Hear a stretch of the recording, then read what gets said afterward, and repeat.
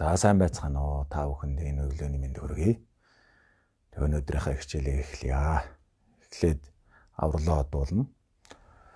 Номын 63 дугаар хуудсанд байгаа. Бурхан ном хургын жуулган бодиг үрдэлээ бибэрэндэгэм миний өглөө дэргүдэн үлзэн буйнармаа дамдны досодгийгэрэг болдоога бурхан ном хургын жуулган бодиг үрдэлээ бибэрэндэгэм миний өглөө дэргүдэн үлзэн буйнармаа Мағадамны досодгийгэрэг болдоога бурхан ном хургын жуулган бодиг үрдэлээ бибэрэндэгэм миний өглөө дэргүд үлзэн буйнармаа дамдны досодгийгэрэг болдоога хамаагамтэн амгалан хийгээд амгалангийн жалдгаан луга төгөлдрөө болдоога Хамаагамтэн зовлон хийгээ зовлонгийн шалдгаанаа загзага болдоога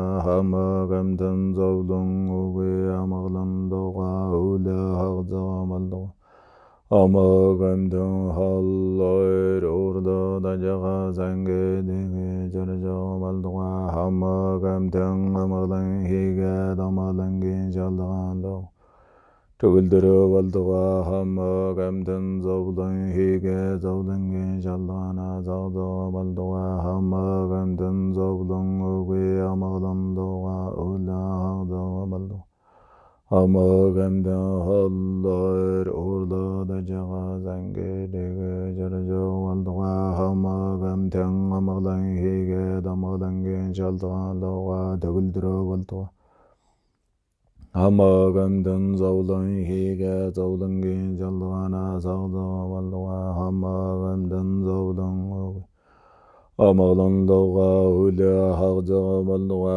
хамаагамтэн халлойр урлоо дажага сангэдэгэ жоржоо болдоога газар дэлхий хөзөр жүрсэн зэзэр жагдан сомбор ол дөрвөн тэвэг нара зарар жам Собелет бурхны орон зарын өргснөр азар ариун орны хамаагамтэн элөө болдоога гома сарван датагана ядам горо Арна мандала хамнерян даями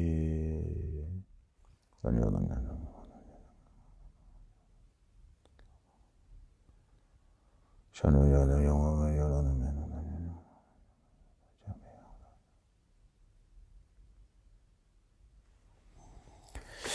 За өнөөдрийн хичээл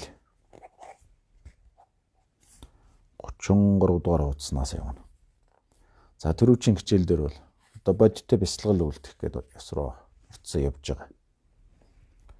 За түрүүчийн хичээл дээр болохоор одоо орон байраа бэлтчихээ тэгээ суудал дээр одоо суугаад хамгийн түрүүнд бол сэтгэлээ ажиглах хэрэгтэй. Тэгээ энийг бол гүнлэнгээ засах, гүнлэнгээ ажиглах хэрэгтэй. Төвдөр гүнлэн гэдэг. За монголоор бол хотол өдөөлбөр гэсэн. Тэр сэтгэлийг нэг өдөөж өгж байгаа хамгийн анхны тэр өдөөлтийг зөв болгох хэрэгтэй. Тэгээд зөв болгохын тулд эхлээ сэтгэлээ ажиглана. Ажиглахаар одоо буйны сэтгэл төрж гэнэ үү, нүглийн сэтгэл төрж гэнэ үү. Тэгэхээр буйн нүгэл гэдгийг юугаар ялгах вэ гэхээр хүсэл тачаал, уур, мунхаг энэ гурваар өдөөгдөж байгаа альва тэр үйлдэл бол нүгэл болдог. Энэ гурав биш уургүй, мунхаггүй, хүсэл тачаалгүй тэгээ хамаагантны тусыг гэсэн ийм зорьсон сэтгэлээр өдөөгдөж байгааг бол буян гэж хэлдэг. Товчхон хэлвэл. За үлийн үр дээр энэ нэлээд тодорхой гардаг. За тэгээд муу сэтгэл төрж байвал тэрнийг хориод, засаад зөв буйны сэтгэл болгоно. За мөн дээрээс нь тэр өхөл мөнгөс гэдгийг одоо санах хэрэгтэй байдаг. Өдөр болгон бол ер нь өхөл мөнгөсийг санаж явах. Яагаад санаж явах хэрэгтэй вэ гэхээр нэгдүгээрт бол хүн одоо хизээ нэгэн цагт хөхөд яг юу хэрэг болох вэ гэхээр ном хэрэг болж байгаа. За нөгөө талаараа бол өхөл мөнгөсийг санана гэдэг маань цаанаа цаг хугацаа гэж маш хурдан ингээд хувьсан өөрчлөгдөж яадаг, харавсан сум чиг өнгөрч яадаг. Тэгэхээр хүний нас гэдэг чинь ахархан богино. Тэгтэл нэг сууж идэл нэг мэдхнэл өгөх болчихсон байж яах вэ? Тийм болохоор ийм хоромхоо энэ насанд цаг хугацааг зүгээр өнгөрөөлөв. Одоо буян ном үлдээд нэг зөв өнгөрөөе гэдэг. Ийм цаг хугацааг бас нэг зөв ашиглах нэг утга санаа бас явдаг юм. За тэгээ энэнийг бодоод тэгээд өгөх үед бол номоос өөр юу ч тусуулахгүй юм байна. Бусад амьтан жигсэн яг надтай адилхан ингээд амьтны тусыг бас бодсон бод сэтгэлээр өдөөгдөг. Тэгэхээр энэ дээр нэг юм ерөнхий хэлэх юм бол одоо 3 юм байх нь шүү дээ. Нэгдүгээр болохоор зөв сэтгэлийг үүсгэх, хоёрдугаар тэр хүлэм үсээг бодох, гуравдугаарт нь болохоор бод сэтгэлийг бодох. Тэгээ бод сэтгэлээр суурлах. Хамаг амьтанд туслая да гэсэн ийм бод сэтгэлээр туслаад тэгээд авралууд одуулъя гэж бодох. За авралын орноо бол өмнөний өгтргууд бяцлага гэсэн тийм ээ. За яагаад өмнөний өгтргууд байх? Арслант ширээгээр яагаад тулж байгаа эднэрийг бол өтрүүчийн хичээл дээр гаргацсан. За 33 дугаар хуудас. За хууччул 3 дэвсгэр бүрдсэний чанарт хэмээн номлосноос ойлгох зүйл их байна.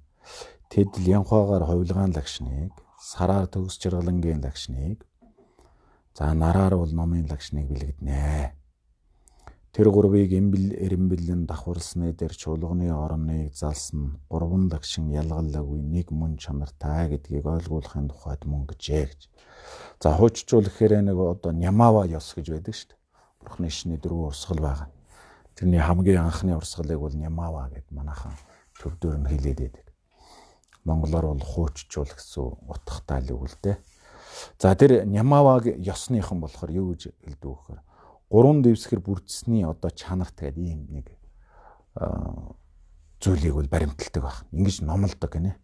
Тэг ингээд номлоцсон байгаа эндээс бас ойлгох зүйл байна гэсэн. Арай нэг өөрөөр хэлдэг байна.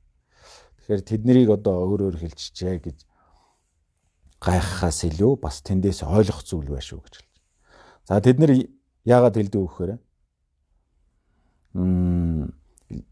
лянхаа нөгөө арслангаар тулсан ширээний дээр хамгийн эхлээд лянхаа байгаа шүү дээ. Тэгэхээр тэр лянхаа нь бол хувилгаан лагшныг бэлэгдэж байгаамаа гэж үздэг байна. А түрүүчийнх дээр болохоор лянхаа нь бол одоо гэмэри салдагсны бэлэгднэ гэдээ гарсан. Тэгэхээр энэ нямавагийнхан болохоор өөр байна. Номын 3 лагшин гэж байгаа. Бурхны одоо 3 лагшин, номын лагшин, хувилгаан лагшин, төгс жаргалангийн лагшин, хувилгаан лагшин гэдэг 3 байна. Тэгэхээр энэ нямавагийнхан болохоор тэр лянхаа нь бол хувилгаан лагшин бэлэгдэж байгаа. За саран дэвсгэр нь болохоор төгс жаргалангийн лагшин бэлэгдэж байгаа. Наран дэвсгэр нь болохоор номын лагшин бэлэгдэж байгаамаа гэж ингэж номлож үздэг баг. За тэр 3-ыг эрэмбэлэн давхарлсны дээр гэдэг. Ингээ 3 лагшин одоо давхарлсан байна шүү дээ. Тэрний дээр чуулганы орныг заалснаар 3 лагшин ялгаллаагүй нэг мөн чанартай гэдгийг ингээ ойлгуулахын тухайд бол энэнийг одоо номлож байгаа юм шүү гэж. Ингэж номложээ гэж хэлж. За тэр нь бол лянхаа нар сар 3-аар бол 3 лагшин бэлэгддэг гэж үзээд за түүний дээр залсан чуулганы орны голлогч 3 лагшин луга ялгаллаагүй чанартай хэмээн ойлгох хэрэгтэй гэсэн утга мөн бицээ гэж хэлж. За тэгэхээр тэр 3 лагшин нар сар лянхаа нар сар гэдэг 3 байгаа тийм ээ. Тэгэхээр тэр 3 чинь 3 лагшин буюу номын лагшин, төгс жаргалангийн лагшин, хувилгаан лагшин энэ 3-ыг гурвуулангийн бэлэгдэж байгаа юм аа.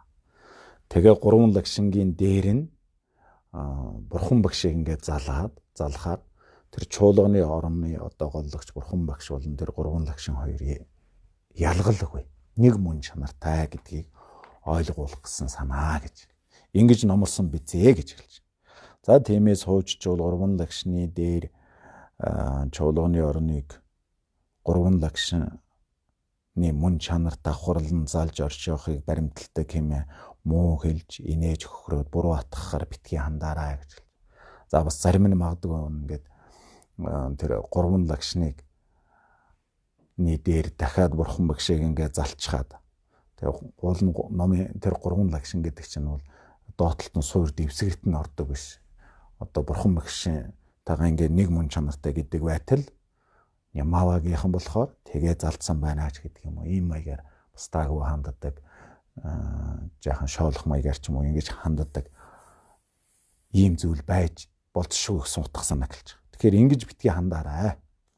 Энэ цаанаа нэг утгатай юм шүү. Нэг мөн чанартай юм шүү.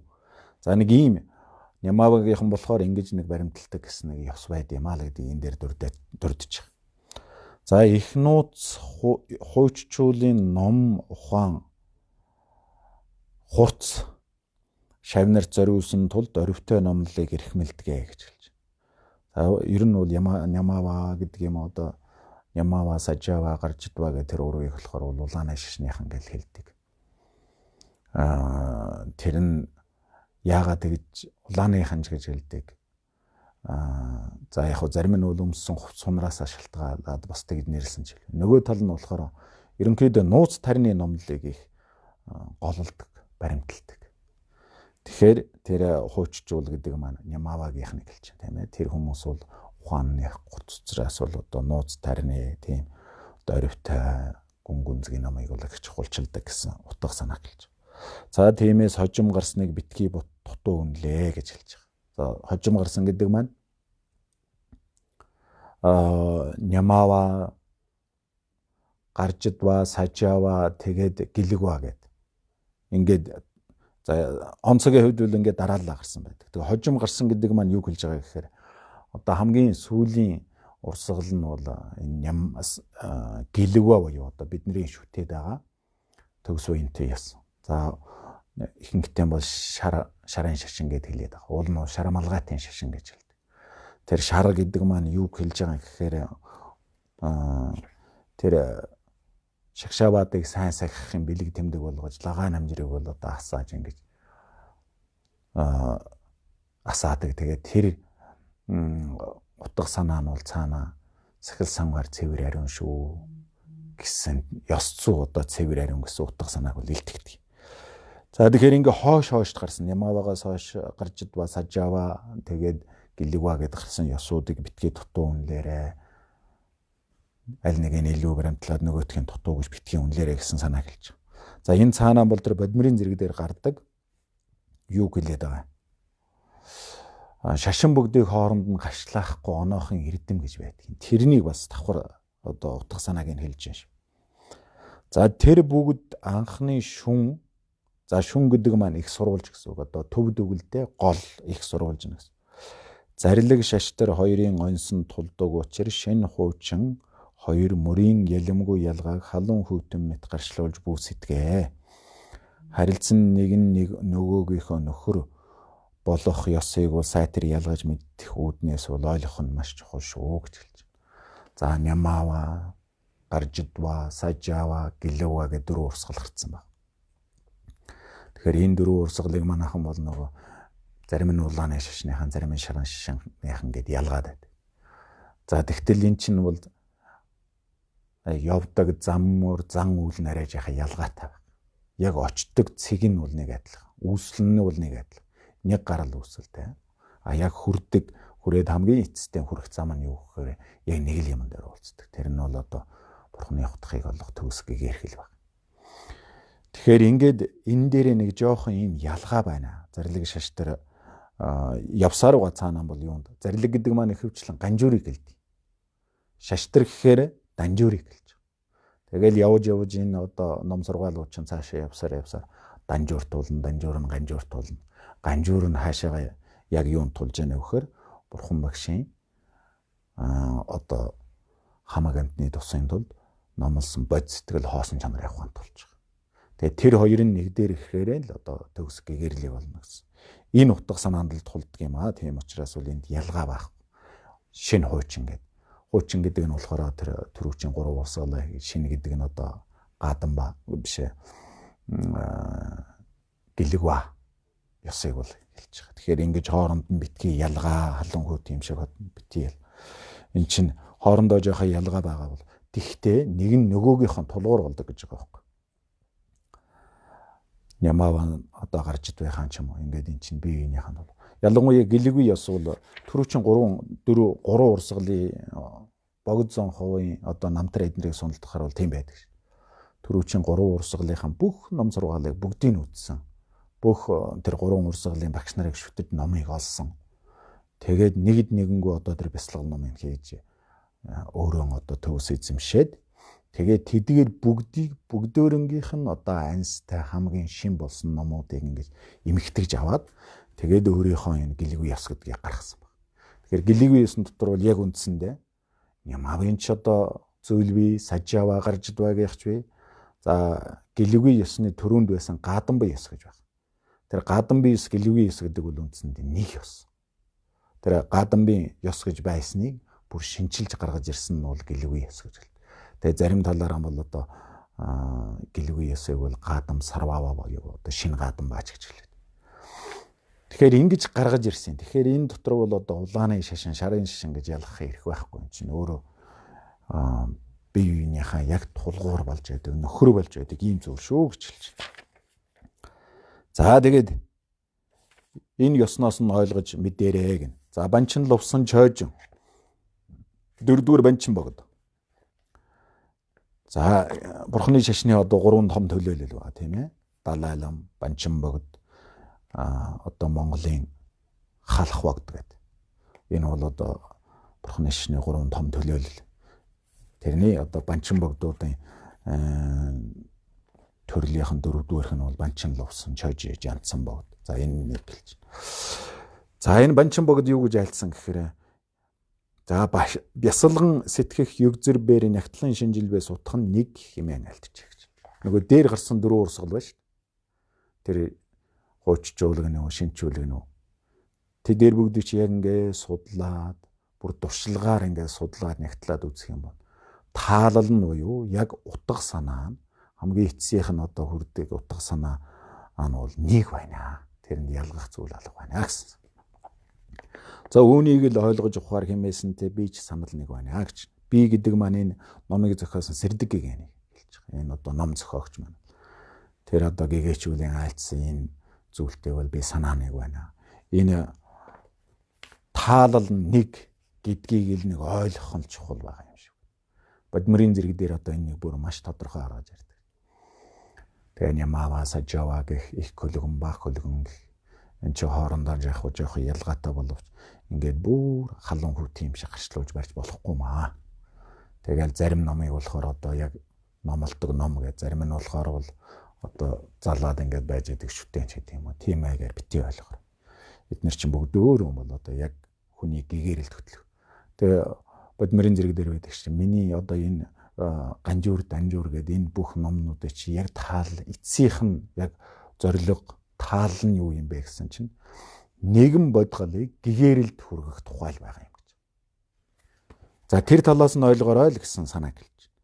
За энэ үеийн чуулганы орны голд ялж төгснөгдсөн бурхан багшийг магттай залах хэрэгтэй бөгөөд түүний мөн чанар нь өөрийн ачид язгуурын багш хэмээн номлжээ гэж. За бүгдөө чуулганы орноо харъя. Ингээд энэ номон дээр байгаа тийм ээ. За ингээ харахаар голд нь бурхан багш байна тийм ээ. Тэгэхээр голлогч гэдэг маань яг тэр бурхан чуулганы орныхон гол залж байгаа бурхан ахилж байгаа. За энэ бол бурхан багш байна. Гэхдээ дотоод мөн чанар нь өөрийн язгуурын багш байна гэж байгаа. За язгуурын багш гэхээр бол одоо зөвхөн янз янзаар үзээд байдаг. За ихэвчлэн бол ер нь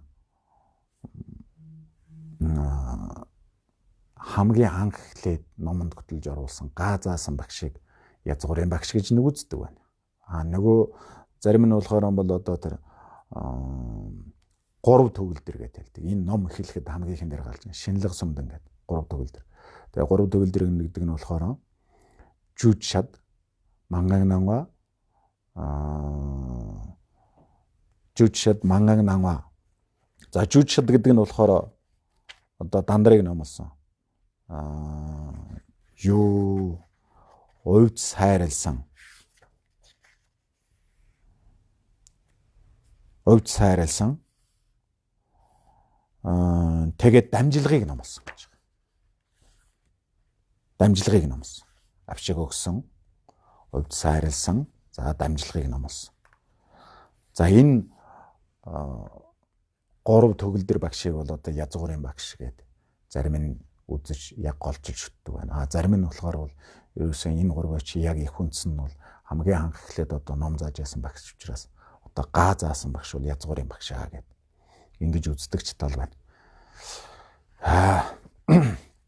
За тэгэхээр яг энэ одоо язгуурын багш нь дотоод мөн чанар нь язгуурын багш гэж бодох юм шүү гэж хэлж. За яагаад гэдгийг учрыг энэ дээр хэлж байгаа. За их хөтөлч Нарванчингийн тийм ээ. За ачид багшийг шүтлөөгүй асан цэнгэлд бэс авралт бурхан хэмээхийн нэрч үгүй буюу сайн цагийн мянган бурхад ч сайтар багш нугууд шүтэт гэгэрдэг хэмээсэн мэд сайн хамглан бүгдийн үндэс гагцгүй багшаас харгалзнаа гэж хэлж. За энэ Нарванчингийн шавин Дилова гэж байгаа. Маруулан байгаа баха. Энэний тайлбарыг хараа 56.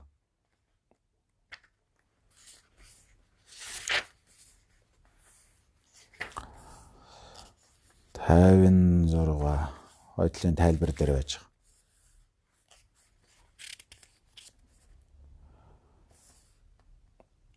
Маруулам тий. Түүний шавь нь маруулам.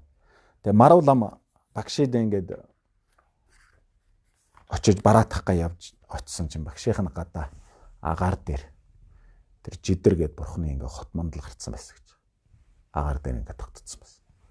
Тэгээ нөгөөдхийг хараад маш их сүжиг төрөөд ингээ бодтой харсан гэж. Тэгээ сүжиг төрөөд тэрэнд мөргсөн. Мөргөж одоо хүндтгэд. Тэгээ мөргөчгөө багшид орч. Тэгээ багшид орсон чи багш нь тэгж асуусан гэж. За багш дээр үү бурхан дээр. Одоо багш илүү юу бурхан илүү юу гэсэн. Зөв илүү гэдгээр биш. Ер нь аль нь анхдах аль нь их чухал хүндтгэх ёстой бай гэсэн тийм санаагаар асуусан. Тэгтэн маравлам одоо би энэ жидэр бурхны хот мандлыг хараад өөрийн хэрэггүй сүжиг төрөөд ингээ мөргөлөө багш. Тэрнээс бол одоо багштай эхэлж мөргөх ёстой гэ тэгж айлцсан гэдэг. Тэгтэн Нарванчингийн тийм ээ ер нь бол одоо яг энэ дөрвөн шатыг хэлээд багшийг шүтгэхгүйгээр тэр одоо дээшээгээ ингээ тэмүүлээд ном үзээд гэгэрнэ гэсэн тийм зүйл бол байхгүй. Тэгээ бурхан болж гэгэрдэг гэсэн зүйл бол нэгч байхгүй шүү. Сайн цагийн мянган бурхан хүртэл одоо бурхан багш хүртэл багшид багшийг шүтжээж гэгэрсэн байдаг юм аа. Тэгэд яг энэ дөрвөн шатыг айлтаасан чинь нөгөө жидэр бурхных нь одоо хот мандал ингээ гэрэл болон хайлаад өөрийнх нь багшийн зүрхэн шингэцсэн гэж хэлдэг. Тэгэхээр энэ ийм нэг одоо юу байдаг. Домог, түүх домог. Энэ бол яг бодиттой л гэж хэлдэг. Тэгээ энэ цаанаа юу гэж хэлж байгаа гэхээр багш яагаад багшийн мөн чанартай гэж байгаа юм гэхээр бурхан тэр бодисатва бүгд чинь л ерөөсөө багштал одоо шүтэж гэгэрдэг багшаас л харгалздаг юм аа. Тийм учраас бүх юмных нь үндэс багш байна гэдгийг л тэр санааг хэлээд. За тэгээ багшийг шүтэх багшаас харгалзнаа гэж хэлж байна. Одоо сайн амгалан бүгдийн яг бүр язгуур үндсийн үндэс нь хэн байна вэ гэхээр багш. За багшийг шүтэх ёс журмыг ёсчлон баримтлаваас элдв бясалгал тэргүүтэн аливаа анхааран авлага бусдыг сүулдөвч эрдэм улам дэлгэрээд хилэнц нүгэл бүр нэмгэрч барагдаад эцэстэн төгсгийгээр л төхрөх болно гэж. За ганцхан одоо багшигаа шүтээд гэгэрсэн тийм одоо лам нар бол зөндөө байдгаа гэв. Ч одоо багшийн нөгөө ламын чодбын одоо тайлбар мартич юм гээ байгаа. Латич юм гэдэг. Тэрнийг одоо айлтахтан бол жодоо багш айлтчихсан. Зөвхөн ингээ бяцлал одоо багшаагаа бодож бяцлах зараагаал тэгэл гэгэрч гисэн. Яг гэгэрээс төгс гэгэрсэн. Тэгэл латич юм гэдэг чинь бол одоо ламын жодвын ламын жодвч нь тэр чигээр багшийг бяцлагж байгаа. Тийм бяцлал. За энэ итгэлийн бяцлагж гэсэн мөн адилхан. За тэгээд энэ дээр үл юу гэж яах вэ? Багшийг ингээд яг шүтэг ёсыг дагуу ингээд бяцлагаад байх юм бол өөрийн эрдмийн ингээд нэмэгдээл байдаг гэж байна. Тэгэл гимн барагдаал. Тэгсээр угаал сүлдэн бол одоо төгсгийгээр л хүрнэ. За харин багшийг шүтэх ёс бурууд бол үүсэх төгсөхийн зэргийг бяцлахах, хоосон чанарыг шинжлэх, йог бяцлагал тулгуурласан Зүн бэлгийг бүтээх ёс тэргүүтэн гайхамшиг болсон ухаануудыг хичнээн шамдаа судлууч эгэл төрлөختнөөс илүү гарч хизээч үлч чадна гэж хэлж. Багшийг шүтгэхгүй, багшийг шүтэх ёсыг одоо гээчхвэл зөрччих юм бол тэр үүсгэл төгсгөлийн зэрэг гэдэг бол одоо тарины ёсны хамгийн дээд мөр шүү дээ. Дээд үе шат. Тэрнийг бясалгах. За хоосон чанарыг одоо бодож бас бясалгах.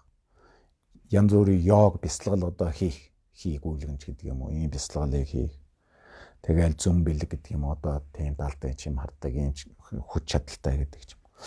Энэнийг янз бүрийн одоо тийм чадал ингээд сураад ийм гайхамшигтай болсон ухаануудыг судлаад ингээд байлаач гисэн. Зүгээр ном үзээгүй эгэлжирийн хүнээс бол хэзээ ч илүү гарч чадахгүй гэж. Яагаад тэгэхээр цаанаа багшийг шүтгэхээс буруудчихаар ийм болчдөг гэж. Харин багшийг шүтээд байх юм бол шал өөр байна. За тиймээс судар тарныг анхаарч онох бүхэн багшид харгалзах анстай учир мөн чанар нь өөрийн ачид язгуурын багш мөн хэмээн ойлгуулахын тухайд номлжээ гэж. Судар тарин хоёрыг чинь яг гол онс анхаарч онох гэдэг маань анхааран аваад онох гэдэг бол онох, ухах, мэдэх гэсэн энэ утгыг бол илэрхийлдэг. Онох гэдэг маань за хуучны хэллэгт бол ухах гэдгээр яваад байдаг. Тэр нь бол ухаж одоо сэтгэж бодож мэднэ гэсэн санаа. За тэр бүгд чинь хэн таргалздаг вэ гэхээр яг гол одоо онс тэр жинхэнэ түлхүүр нь хаана байна вэ гэхээр багшд байгаа юм. Багшийг шүтгэээс л одоо харгалздаг. Тийм учраас мөн чанар нь бол өөрийн ачид язгуурын багш мөн хэмээн ойлгуулахын тухайд чуулганы орны голд байгаа бурхан багшийн дотоод мөн чанар нь бол бурхан миний өөрийн багш гэдгийг ойлгуулах гэдэг юм шүү гэж.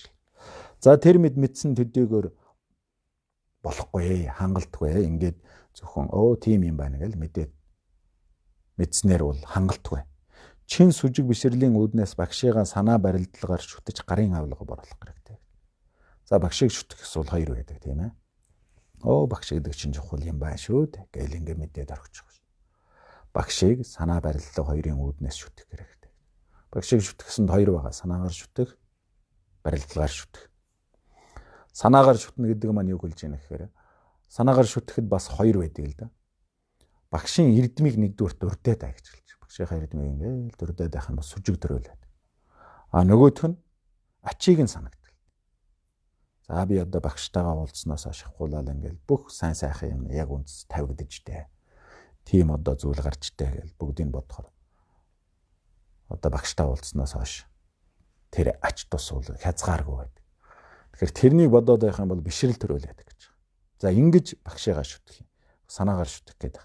За барилдлага гэдэг маань одоо багштай бодиттой биеэрээ туслах, алжааж ядарч байвал одоо бие махбодын соёлох, тус хөргөх ийм зүйлүүдийг үл хэлж байгаа. За ингээ гарын авлага болгоорой гэж хэлж байгаа. За тэгвэл мөн чанар нь өөрийн багш хэмээн магдалснаар хизээд багшийн дүр байдалд үүсгэж болох биш үү? Гэтэл тэр мэд үүсэхгүй бурхан багшийн дүр байдлаар үүсэх нь ямар учиртай бэ?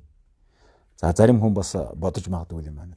Үнэхээр одоо багш чухал юм бол зөвхөн багшигаа бодоол бяцлах чухал яагаад болдгүй юм. Тэгтэл бурхан багш гэдэг одоо гадаа дүр байдал бурхан багшийн дүр байдалтай гэж бодох нь ямар учиртай юм бэ гэж асуул гэж хэлж байна. За эхлэн суралцагчид шашинд орохын цагт нэн тэргүүн аврал одуулахын үүднээс орох бөгөөд авралын орны голлогчид зөвхөн багшийг бясалгавал багшаас илүү бурхан хэмээх дээд аврал нэгэн байна гэсэн буруу утгыг төрчнө гэж. За зөвхөн багшигаа гэд бодчих. Багшийг тэгвэл одоо чуулганы орны голлогчид зөвхөн багш байна гэд ингээд бодчих юм бол хамгийн анх эхлээ суралцж байгаа одоо бид тийм хүмүүс шашинд орохдоо аврал одуулж ижил одоо энэ бурхны шний ном сургаалыг үзэж судлах тэр зам мөр үд хаалга нэгддэг. Тэгэхээр чуулганы орны голлого зөвхөн ингээ багшигаа бодоод бяцлахчаар багшаас илүү дээр нэг бурхан гээд нэг аврал байна гэдэг. Ийм буруу атгахыг төрчих гээд байдаг гэж буруу бодол. За багш ингээ зөвхөн бодоод бяцлахтал тэгсэл бурхан нь илүү юм уу царайлаг гоё ч юм байна. Тэр нүд одоо хэлбэг төрсөн гоё юм байна. Тэгэхээр бурхан бол миний багшаас илүү аврал юм байна гэдэг. Ийм буруу бодол төрчихнө гэж хэлж. За харин зөвхөн багшигаа бодоод бяцлах бол ийм буруу бодол. Харин зөвхөн бурхныг бяцлах юм бол зөвхөн одоо бурхан гэд бодох юм бол за түүнд сүжиг бишрэнгүйг хэрхэн төрүүлсэн шигээ тусгаалan багшид сүжгийг үүсгэхэд бэрхтээ. Үүний ирэхээр энэ үест мөн чанар нь багшаас өөрцгүй байдал нь Буддагийн хувилгаан лагшны байдалтай бодоход тулгуурлаад багшийг бурхан бодитод үүсгийн сүжгийг хүчтэй төрүүлэхэд хялбар болж байгаа юм. За багшигаа бодохгүй зүгээр зөвхөн одоо бурхан багш гэж бодоод бяцлагч яа. Тэгвэл яах вэ гэхээр тэр бурхан багшид магадгүй эхлээд суралцж байгаа хүмүүс бол бурхан багшид сүжиг төрөх нь илүү юм байх талтай байна. Тэгэхээр тэр бурханд төрж байгаа сүжиг шиг тусгаалаад багштаа сүжгийг яг тэр бурхан төрж байгаа сүжиг шиг сүжигийг багштаа төрүүлэх гэхээр хэцүү, бэрхтээ гэж хэлж. Тэгэхээр нөгөө уул нь бүх юмны чинь уг үндэс багш байсаар байтал бурханыг одоо багшигаа нэг арай нэг жоохон доорд гэдэг юм уу, дутуу үнэлэгч гэдэг юм уу, нэг сүжиг бишрэнгүү тийм сайн төрж өгөхгүй байх. Тийм учраас л яг ийм одоо шалтгаан байгаа учраас энэ үест дотоод мөн чанар нь бол багш гэж бодох. Тэгээд гадаад дүр байдал нь болох бурхан багшийн дүртэй гэж. За ингэж бодоод бяцлах юм бол одоо яг багшигаа бурхан бодитод үзэж харж чадах тийм одоо сэтгэлийг төрүүлэхэд бол хялбар болно гэж. Товчхондоо хэлэх юм бол миний багш одоо миний яг өөрийн язгуурын багш маань бурхан багшийн дүрээр чуулганы орнод голд заларч байна гэж бодвол илүү хялбар юм шиг байдаг. За тэгээд цаанаг жоохон явчээ да. За цөвөн цагийн хүмүүс тэмцэлдэж дэврэнгүй авирлах тул хамаг бурхад өсөр орхиод итгэл авралгүй хоцорсон шав биднийг нэгүүлсэнгүй мотортаан таалаад биднийг чухалчлан зорж багш шагжаан хаан хэмээн 12 зохионгүй ёс байдлыг үзүүлээд хөв төгөлдөр хамаг амтныг гэгээрэлд хөтөлсөн билээ гэж хэлж. За цөвөн цаг гэж яг юу хэлж яах вэ гэхээр 5 цөвөн байт юм да. Энэ хойно байж байгаа. Цагийн цөвөн, насны цөвөн, үзлийн цөвөн, амтны цөвөн гэдэг одоо гих мэт тийм 5 цөвөн байна. Тэгээд энэ цөвөн цаг л гэдэг. Яг энэ цөвөн гэдэг утга санаа нь юу юм гэхээр нэг тос хайлахад ингээд доор нэг одоо хөгц мөгцөн ингээд тунраад үлддэг нэг цөв гэл ярьдаг шүү. Яг тэр утга санаа гэлж. За тэгэхээр яг тэр цөв гэдэг маань юу байна вэ гэхээр бидний хүмүүсийн сэтгэлд хүсэл шунал, уур, мунхаг гурваар өдөөгдсөн тийм муу сэтгэлийн цөв хүний сэтгэлд байна гэж байгаа. Тэгэхээр тэр Нясванысын цөвийг бол Нясванысын цөвөн гэж хэлж. За тэр Нясванысын цөвөн хинд байна гэхээр тэрнийг амтны цөвөн гэж хэлж. Тэр Нясванысын цөвөн байгаа хүнийг бол амтны цөвөн гэж. За тэр Нясванысын цөв байгаа хүний нас охор байдаг. Тийм учраас тэрнийг насны цөвөн гэж хэлж. За яг тийм одоо насны цөв гэдэг маань насны хэмжээ барахгүй ч юм уу, эдэр залуугаараа ч юм уу, цаг усын хөвлөөр ч юм уу ингээд өхөж өргөдөх бол энэ насны цөв болчдөг. За яг ийм үйл явдал өрнөж байгаа. Энэ одоо 4 зүйл ингээд дөрвөлэн өрнөөд одоо эд гарч байгаа тийм цаг хугацааг бол цагийн цөвөн гэж хэлдэг. Тэгэхээр яг цөвөн гэдэг бол яг үндсэндээ энэ цаг хугацаанд биш ээ. Хүмүүсийн сэтгэл их цөвтэй болоод их үзлэн тогширсон, буруу үзэлтэй болсон энээс байна. Хүнээсээ шалтгаалan тэрнээс бол цагт бол нэр өгч бол тэр болохгүй аа гэж хэлдэг. За тэгэхээр яг энэ цөвөн цаг ийм 5 цөвөн бүрдсэн хүмүүс болохоор бол хоорондоо тэмцэлддэг. Тэгэл одоо янз бүрийн догшин, ширүүн, ааштай гүжүүд ийм байсан гэж байна. Тэгээ яг ийм одоо замб тивийн хүмүүс ийм байхад бол тэр олон бодисод банаас за та нар одоо хинэн явж энэ замб тивийн хүмүүст ном номлох вэ гэхэд бол би явъя гэд хэлчих бодисод банаар байхгүйсэн гэж байна. Тэгээд энэ яагаад гэхээр тэр 5 цөвөн бүрдсэн ийм одоо их хэрцгий тогшин хүмүүсийг очиж номхдох нь гэхээсээ баг нэг талаараа айж хийсэн баг. Тэгээ тэр бодисод банарт одоо ингээ орхигдсон. Ямар ч аврал байхгүй. хин нэгэн туслах тийм багш байхгүй ингээ хоцорсон байсанд яг ийм хүмүүст бол бурхан багш одоо чинхүү тийм эр зөргийг гаргаад би явъя. Зам твэд очиж би намаа номлъё. Тэнд очиж одоо тэр хүмүүсийг аврахын тулд одоо би явъя гэд. Бодисод банаас ганцаараа ам авсан гэж хэлдэг. Тэгээд одоо Шагжаан хаан тэр хаан гэж энэ зам твэд морилоод 12 зохионгуу гэдэг маань бол бурхан багшийн одоо тэр Тэнгэрийн орноос төрөл явуулээд тэгээд зам твэд төрсөн. Төрөөд одоо амтны тусыг үйлдсэн ингээд ирсэн. Бурхан багшийн яг амьдралыг гаргаж байгаа 12 тийм үйлчлэлээр бол бурхан багшийн амьдралыг гаргадаг. Тэрнийг 12 зохионгуу гэж хэлдэг.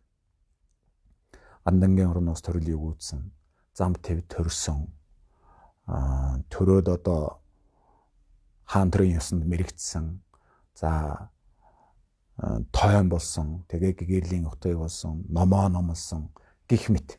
Одоо ийм 12 зүйл байдаг. Энэ дээр тайлбар хийцэн байгаа. Тэндээс нь хараарай. За ийм ёс байдлыг үзүүлээд одоо хувь төгөл дээр амьтныг гэгэрэлд болгоцсон. Ингээ бурхан багш одоо морилж ирсэн учраас бид нэр хувьтай болчих. Бурхан багштай уулздаг. Ингэж одоо бид нарыг бол гэгэрэлд хөтлсөн юм шүү. А гítэл номын хувийн дасраад монхог төвдгэрийн бүрхүүлээр халахагдан авах гэхэн ёсыг андуу дэшээ эдэлсэн би болон миний адил нөхдийг одоо бид нар уул ингээ бурхан багш бодиттой залраад ирсэн байтал түүний номыг сонсохгүй. Тэгээд авах гэх тэр үлийн үргээд сайхан ингээ толиотл айлтцсан одоо сургаал байж идэл тэрнийг үзэл судлаад зөвний юм байна, бурууны юм байна гэж зөв явах хэвээр зам мөрийг бүгдийг заагаад өгсөн байж. Тэгээд тэрнийг ингээ бид нар үзэл судлахгүй монхог түүтгэрийн гэж хэлж байгаа. Түүтгэр гэдэг маань тэр Нясванысын түүтгэр гэж байгаа. Тэгээ монхогаар одоо ингээд нүдийг халхалцсан юм шиг ингээд бүрхэгдсэн. Тэгээд авах гэхэн ёсыг одоо хандуу ташаа үзээд ингээд мухарцсан байгаа мань мити миний адилын энэ нөхдийг идүүгээ авах үес энэ мөчөд буйны садны дөрөх байдлаар залран ирж гэгэрлийн замыг түүлийн зөв заасан энэ нь аяа гайхамшигтай хэмээн зарилгын ачийг даган дурдуулахын тухайд ч гэсэн одоо чуулганы орны мөн чанар нь өөрийн багш гэдгийг ойлгуулах гэж гаргасан юм шиг байна. Тэгэхээр одоо хамтны тусыг яг ингээ үйлдэхэд бурхан багш өөрөө бодиттой ирнэ гэхээс илүүтэй бурхан багш яг тэр хүмүүс туслахын тулд юуны дүр байдлаар ирдэг вэ? Багшийн дүр байдлаар ирнэ гэж. Тэгэхээр өөрийн багш гэдэг бол яг бурхан багшийн хувилгаан дүр гэсэн үг. Тэрнийг ойлгуулах гээд байгаамаа. Тэгтэл бид нэр одоо өөрийнхөө багшийг үл тоомсорлоо тэрнээс дээгүүр юм хараад байдаг. Тэгэхээр энэ багш гэдэг чинь бол яг бурхан багшийн одоо бурханы номыг яг ойлгуулах тэр төгсгөг ирсэн бурханы хувилгаан дүрээр биднэрт яг бодиттой ирж ном зааж ингээд бодиттой уулзж байгаа юм шүү. Энэнийг ойлгуулж тэр зарилгын ачийг даган дурдуулах гэдгийн тухайд дотоод мөн чанар нь багшийн мөн чанартай гэж бодуулах гэж. Тэгж одоо номлож байгаамаа гэж. Тэгээд орчин хэлэх юм бол чуулганы орны гол бурхан багш залрах нь бурхан багшийн дотоод мөн чанар бол өөрийн багш юм мөн чанартай гэж боддог. За мөн бүр хялбараар бодох юм бол өөрийн багш маань яг бурхан багшийн дүрээр заларч ирлээ гэж бодвол заларч яана гэж бодвол бас илүүж хялбар байж болно. За ингээ өнөөдрийн хичээл өндөрлөе дөө. Чуулганы орныхон юг зургийг сайн хараарай хөргийн. Одоо дараагийн хичээл дээр яг ингээд эндээс эхлээд нэлээд тодорхой гарах гэж байна. Тэгээ бас харж авчгаад энэ номоо үзэх юм бол илүү ойлгомжтой болов. За итгэлийнхаа хураангуйг төвдөөрөн би ингээд уншия та бүхэн бас төвдөөрөө мэддэг бол хамт уншаарай. Санжөөжөөдөн жөөжөөжөнөндөө жанжөөбардөөдөө жавзөөжөө дэгэ жанзанжоо цогномди долоо анжера санжөөдөө санжөөжөөдөн жанжөөбардөөдөө жавзөөжөө дэгэ жанзөөжөө цогномди долоо анжера санжөөдөө санжөөжөөдөн жөөжөө жанжөөбардөөдөө жавзөөжөө дэгэ жанзөөжөө цогномди долоо анжера санжөөдөө шоо 다기제는 사회가 바대 단단다와 건강한 만든 잡들의 점점 땜비는 보랜도 살지쇼. 자 드론이 사인이 기칠 데려 갔은 데라 자렴내게 타일브로드인 좋은 цаг Бурхан мөгшийн 12 зохионгоо эднэргээ тэрнийг тэр тайлбараасан та бүгд бас дэлгэрүүлж хараарай. За өдрийг сайхан өнгөрүүлээрэй.